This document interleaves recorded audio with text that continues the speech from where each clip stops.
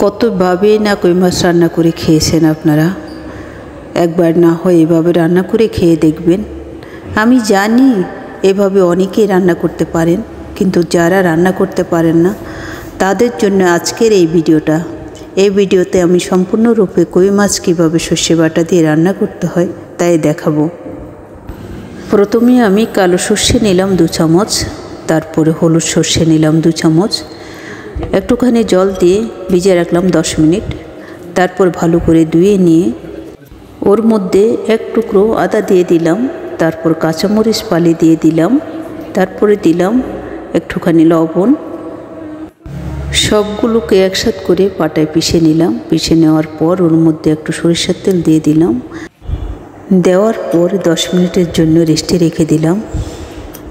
একটা কড়াইতে তেল গরম করে ওই তেলে মিষ্টি জিরা, কালো জিরা, 2টা তেজপাতা দিয়ে ভালো করে নেড়ে নিলাম।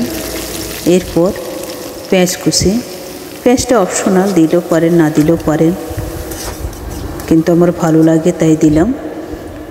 তারপরে দিলাম এখানে ছিল আদা বাটা, জিরা এবং গোলমরিচ বাটা দিয়ে আবারও ভালো করে লাল লাল করে ভেজে নিলাম। মশলা ভালো করে কষায় গেলে তারপর এর মধ্যে বেটে রাখা অর্ধেক সরিষা দিয়ে দিলাম। সরিষা দেওয়ার পর একটু ভাজা ভাজা হয়ে আসলে পরিমাণ মতো এবার জল দিয়ে দেব। বেশি দেব না, কারণ সরিষা বেশি ফোটানো যায় না, বেশি ফোটাতে গেলে তেতো হয়ে যায়। যতটুকু মাছ সেই পরিমাণ দিতে হয়। আগে থেকে আমি কই মাছগুলোকে ভেজে রেখেছিলাম, এগুলো দেশি কই মাছ। তারপর একটু গ্রেভি ফুটে আসলে ওর মধ্যে কই মাছগুলোকে দিয়ে দিলাম। আমি কই মাছগুলো হালকা ভেজেছিলাম, শক্ত করে ভাজি নাই, কারণ শক্ত করে ভাজলে সরিষা বাটা খেতে ভালো লাগে না। দেখেন কই মাছ যতটুকু তারই জল ছিল অতটুকু পরিমাণ। আমি 5 মিনিট মতো ফুটিয়ে নিলাম। মাছ দেওয়ার পর যখন একটু ঘন হয়ে আসলো, হালকা করে খুন্তির সাহায্যে নেড়ে নিতে হবে যাতে মাছগুলো ভেঙে না যায়। যেহেতু মাছগুলো হালকা করে ভেজেছি, ভেঙে যাওয়ার সম্ভাবনা থাকে। এরপর বাকি অর্ধেক যে সরিষা বাটা দিচ্ছিল সেগুলো আমি নামানোর আগে দিয়ে দিলাম। সাথে কিছু কাঁচা পাকা লঙ্কা দিয়ে দিলাম, কারণ কাঁচা পাকা লঙ্কা শেষে দিলে একটা আলাদা ফ্লেভার থাকে।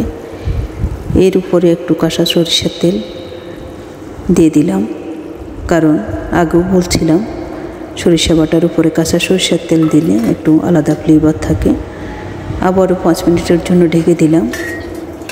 ঢেকে দেওয়ার পর চুলার আঁচ বন্ধ করে দিয়েছিলাম।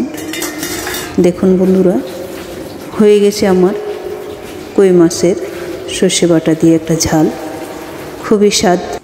সরিষা বাটা এমন একটাই তরকারি যে এক তরকারি দিয়ে সমস্ত ভাত খাওয়া যায় মন ভরে।